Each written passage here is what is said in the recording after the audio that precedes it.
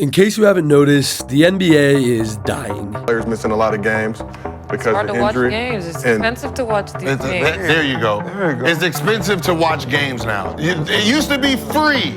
It's down because we're looking at the same thing. Everybody's running the same plays. The damn top of the key, dribble handoff. You know how much league pass costs? Like, league pass and you don't even get all the games. You don't even get the games in your own city.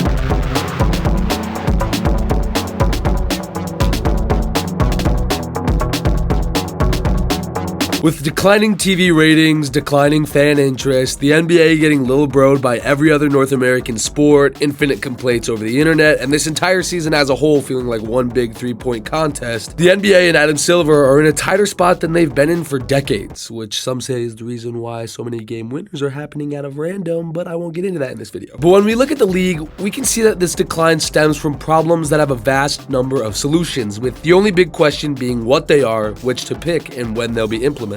These problems range from the three-point renaissance to terrible defense to load management and even the fact that it's almost impossible to see a basketball game. Seriously, why does the NBA make it so hard to watch the damn sport, splitting all games on numerous streaming services and channels to the point where your only options are paying a shit ton of money only to watch nationally televised games or find other means to watch the games, you know what I'm saying? But even when you do go through all that trouble, your reward is watching this bullshit.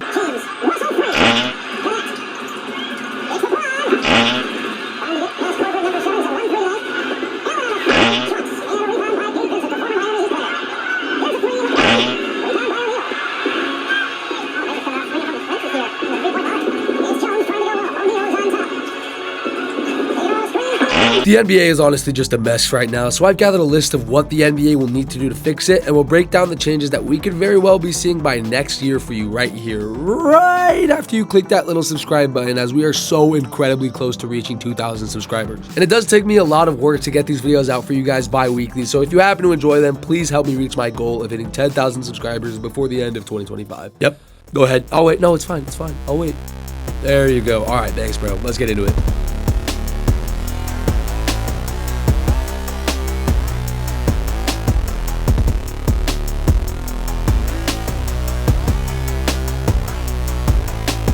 Basketball used to be a game with two sides, offense and defense, but when you crack down on virtually any and all defensive measures and make it near impossible to not draw a foul against a solid drive to the basket, the balance of that scale tips. This makes the games almost unwatchable from a TV perspective, as it gets stopped every 5 seconds for a foul that really won't affect the game and only stat pads whoever's shooting it. Fouls are absolutely outrageous, refs are out of hand, and even the players know it and aren't afraid to say it now like they used to.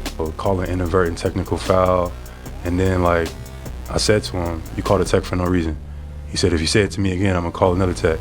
You call a tech for no reason. Then he called the tech. Like, man, get out of here. You can't threaten guys with a technical foul. That's not part of the game either. Another factor is, of course, the one part of the game no one will shut up about, three-pointers. The league has now adapted to where virtually every shot is either a three-pointer or a go-ahead two, resulting in a boring game of hot potato shot chucking with the occasional fast break highlight. At this rate, the league is becoming borderline unwatchable. And why? It's because the balance between offense and defense is completely out of order, and offenses are simply too good now. Take a look at the offensive rating from the 2017 Warriors and the 1996 Bulls, aka the two greatest teams of all time. The Warriors sat at 115.6 and the Bulls 115.2. Keep in mind, these are two of the most legendary teams in NBA history, and today, that would land them a grand total of 7th place in the league. Teams with prime MJ and prime Curry and KD, they don't even fall in the top 5 of offensive ratings today. Teams have fully leaned into the analytics and abandoned the game of basketball in its wake in favor of winning, and now it's on the NBA to save its plummeting league. So what should the league do? What are these solutions? Well,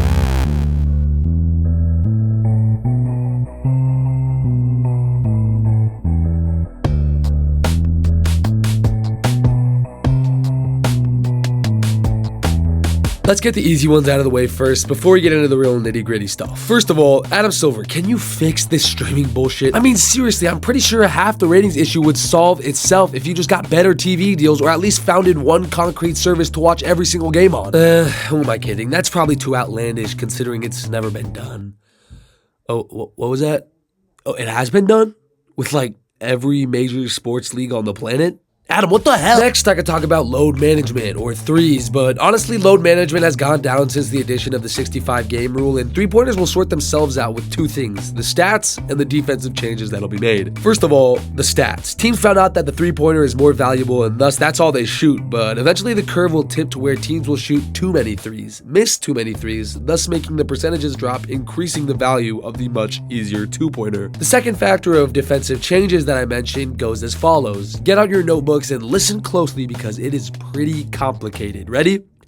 Copy Europe, change how the game is ref. The end. It's that simple. If the 3-second paint rule were eliminated along with other rules like hand checking accompanied with some iteration of not rewarding drawn fouls whilst overall calling less fouls, it would tip the scale a little bit more balanced rather than being all for offense. The reason why all of these European superstars like Jokic and Luka claim that NBA scoring is much easier is because of the way the rules are in comparison to Europe, not the skill level of the much more talented American league. If we let the teams just get back to the ball movement and pure basketball the sport was built on, then it'll make for a way better game to watch. But how do you fix fan engagement? How do you make things more entertaining? Well, for that, I'm putting my faith in the bald babe himself, Adam Silver. Adam Silver has already made more changes in a decade than virtually any other commissioner in any other sport, and he's shown that he's no opposition to new ideas. The in-season tournament was a catalyst, but now other ideas are reaching his desk and entering the conversation. Elam overtime is one, which, if you don't know, it's basically like the All-Star Games target score concept, which would make overtime a lot more entertaining to watch. Another splash of fun could be expansion teams, which Silver is set on making a reality very soon. A dying league means a desperate Adam Silver, and a desperate Adam Silver means more and more crazy and exciting ideas to get the fans pumped up. And if you're interested in the prospect of expansion teams, I have a whole video detailing it here that you should go click on. I needed to do the shameless promo, okay?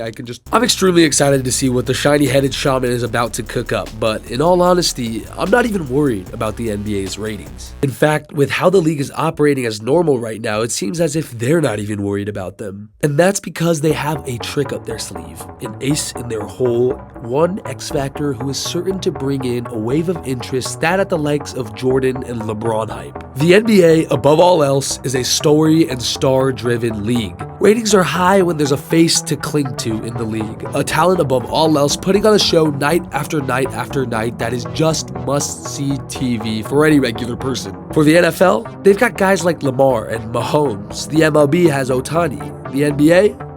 Well, there's this kid up in San Antonio. And Victor Wembanyama may already be a top 5 player in the entire sport. Unique ability to play inside, outside, and be a 7'5" guard. He's a 7'5" guard playing basketball. Victor Wembanyama is standing near the three-point line and in one step manages to extend his arm like a selfie stick and pick the ball loose beyond the free throw. Well, I said it when I first saw him in Vegas. I'm like, this guy in 3 to 4 years, he'll be the MVP of the league. Victor Wembanyama is going to save the NBA, point blank period. And I can say this without a doubt in my mind. I'm a fan of the NBA, and I tune in a few times a week to catch a Timberwolves game, maybe to see how LeBron's doing, maybe catch a late overtime period or something. But when Victor Wembanyama is playing, especially the past few weeks, it's just something to behold, something you've got to watch. Look at these stat lines, just look at them. These are only a couple from the month of December, and this doesn't include what he did back in November with this game. And I mean, just watch this guy hoop. You can complain about the games being boring, but honestly, I'm genuinely asking you to tune into one of these Spurs games and simply just watch. Simply watch basketball. If you do, I promise you, you will see what I'm talking about. Every time Wemby is on the court, he is constantly making an impact on either side of the basketball with the potential to make something spectacular happen seemingly at random. Dude is 7'5", jacking up 10 threes a game and banking a lot of them, throwing down insane dunks and blocking the ball damn near every time it comes his way. To me, basketball doesn't get better than Victor Wembanyama, and with archetypes like Cooper Flagg on their way in my eyes, this season is nothing more than a slump in between fans realizing what they're witnessing. There was a slump when prime Jordan bid adieu to the league, a slump that after which was saved when prime LeBron took the stage. And now, it'll only be a matter of time before Victor Wembanyama is the household name and undeniable global megastar that is filling the shoes LeBron left behind. Thank you for watching, and don't forget to subscribe. It's free.